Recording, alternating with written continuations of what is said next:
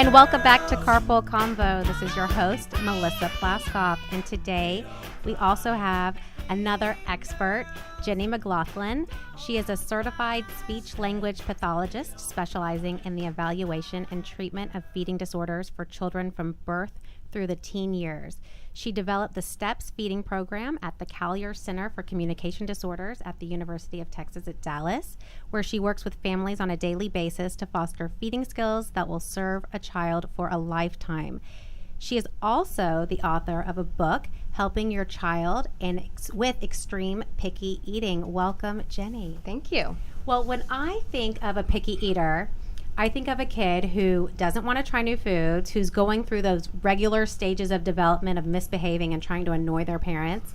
But the truth is, the child may have delayed eating skills or other issues, right? Absolutely. So for typical picky eaters, we have this period from about 15 months until it can go on to 4 or 5 that's called Neophobia. And so what that is a fear of new food. It's just not knowing what it is, unfamiliar, they're uncomfortable with it, and so they want to avoid it. And it goes back to kind of our primal instinct of not wanting to be poisoned, So if you don't see that food ever, you don't know if it's safe, you don't know if it's something that you can trust or if it's going to poison you, So kids are really... And it's just random how this happens. This is just in your system. It's a developmental. And it really coincides in those toddler years with the independence assertion and the I do it phase and wanting to be more in charge of their own bodies and wanting that autonomy, So they don't want someone putting the spoon in their mouth. They want to do it themselves. And so when they see a food that is unfamiliar or they don't know what it is, or even if it is familiar, they want to make the choices themselves.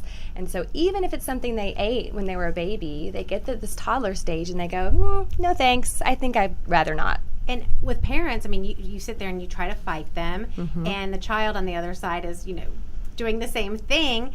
How do you, as a parent, how do you react to a child not wanting to eat?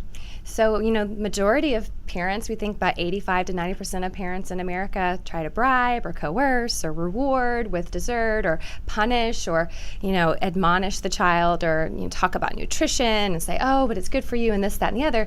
And it just makes the child push back harder. What we find in the research and in my own experience with lots and lots of families and kids and my own children, I have 3, is that they really want to be in charge of their own body. And you think about if you were in their shoes, if someone was telling you constantly you need to eat this before that and you need to have 3 bites of this before you can have that, you would be really annoyed.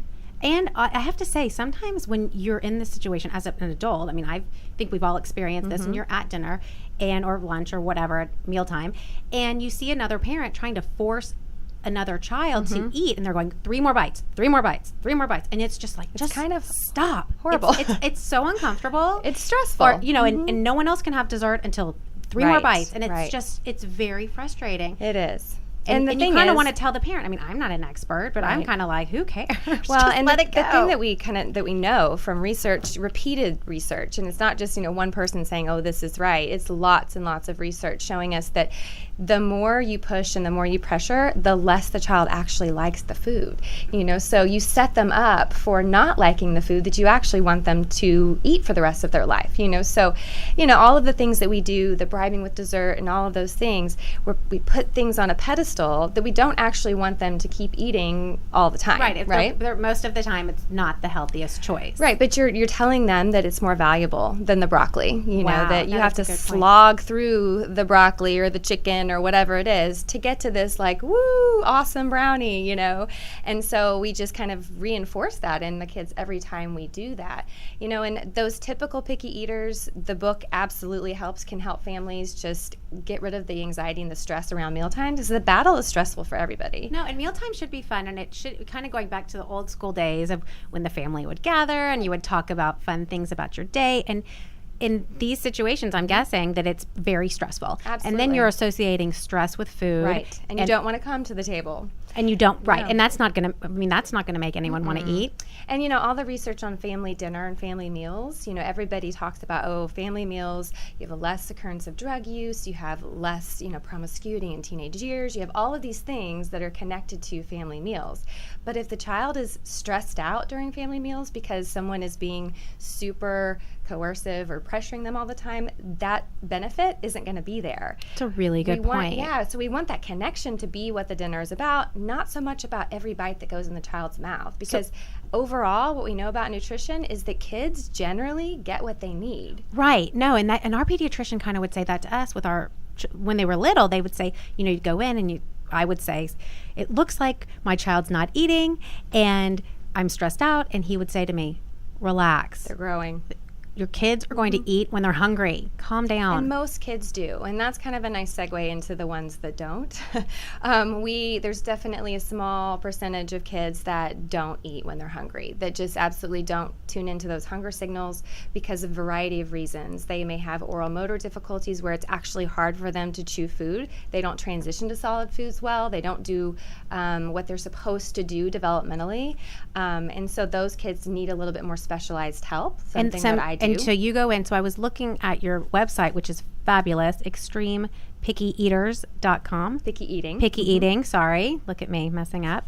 And extremepickeating.com. And on there you have some great information on your blog, but also resources on what type of, I don't want to say devices, but special cups or straws, utensils that you can use to help in this situation, because not everyone, I'm guessing, can afford therapy or maybe can't find the right therapist. Absolutely. So if they go to your website, they can get this information. Yeah, and we have a lot of information in there too about just other websites that are really helpful that we feel like are great information that don't have a lot of poor advice, because there's a lot of poor advice out there, a lot. And our entire book is about understanding your child and finding out what it is about them that's making eating hard for them. Because for some kids, yes, they have more of kind of a oral motor or sensory issue where they don't like how things feel, they're uncomfortable with textures, et cetera, et cetera. Some kids have issues with medical reasons, so reflux, constipation, things like that. And then there's this other group of kids that everything seems kind of fine, except they're just temperamentally difficult, right? So they may be just kind of high anxiety, generally speaking. They may be a little OCD, where you're thinking, gosh, they're just really rigid and structured, and or they just may be that kid that just kind of is high strung all the time. Those kids have a higher tendency to have these kinds of problems with eating, where they're very particular about the foods that they want to eat, and just temperamentally they're more difficult to parent. And would you say early intervention, it's obviously the best, Absolutely. Right? And I think as a parent, it's probably hard to determine, is my child just being difficult, or is there a real problem here? So how do you figure that out? So, we talk to parents. I do a lot of consulting with parents to figure out if they do need an evaluation. And, I encourage families, especially if they have a really strong kind of gut instinct that there's something wrong here. I'm all about the mommy gut. Oh, yeah. And we talk about that in our book, that we firmly believe that, parents are their child's best expert. You know your child the best out of anyone. The doctors see them for a handful of minutes. They don't know your child, so it's really important for parents to kind of advocate for their child and figure out if they need more specialized help. And, our book is a good place to start, because we explain all of the reasons why kids have problems, and then talk about, do you need an evaluation? These are the kind of things you might consider. If this is going this way or that way, you might need some help. I also just work with families a lot and just guide parents on how to change mealtime, how to create a better mealtime. And my co-author, Katya, she consults by phone with families all the time as well. Just how to change your lifestyle to encourage more, healthful eating habits, but also just a better time at the table, just to have a good time with your family while you're eating. So you get to this point, you're having a good time at the table, you finally get, the broccoli down, they're doing it. How do you support that and not the overreaction of, oh, we're so excited, you finally are eating broccoli, where the kid says, oh gosh, now I'm really confused. Right. Yeah. So what we know is that praise can feel like pressure too. So when you praise a child about taking a bite of broccoli, taking a bite of chicken, they start to think, oh, I was brave today and I took that bite of broccoli, but what if I'm not brave tomorrow? Am I going to disappoint my mom? Because a lot of kids are kind of eager to please, especially when they get to like 7, 8, 9. They really want to be like you and they want to please you. And so when you get super excited about something or you tell them good job, they feel like they may not want to tomorrow, and then they're not doing a good job. It's kind of this really weird thing that happens kind of just psychologically with kids. And how do you deal with the picky eater at school? So you pass these toddler years, and then you go into school age, and maybe they're on the lunch line, and there's I have children, and I have to say, at one of the schools, you walk through the lunch line and there's necklaces on. We've got gluten-free, we've got vegetarian, we have dairy-free. There's all these different allergies. And those are allergies, and those are totally legit. Right. I'm not speaking negatively at all. But then you have this picky eater. It's almost like, but they don't have the name tag, right? Or that they're not wearing a tag saying this is who I am, right? But they're not eating.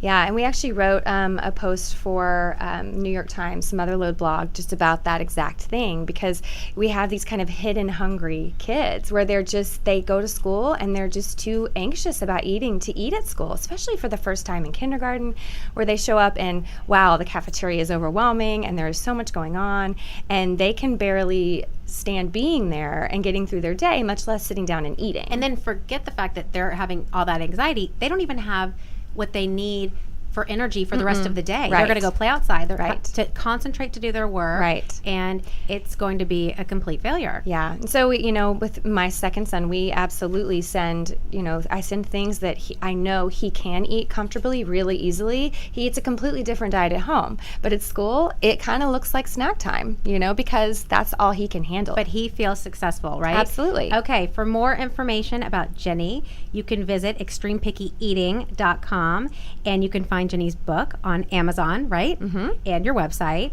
And we are going to be giving away 2 signed copies. We will go through that on Facebook, and we'll do a fun drawing. But make sure you follow us on Facebook and Instagram at Carpool Convo, and on Twitter at The Carpool Convo. Thank you so much, Jenny, for being here. Thanks for having me. We will be back after these messages.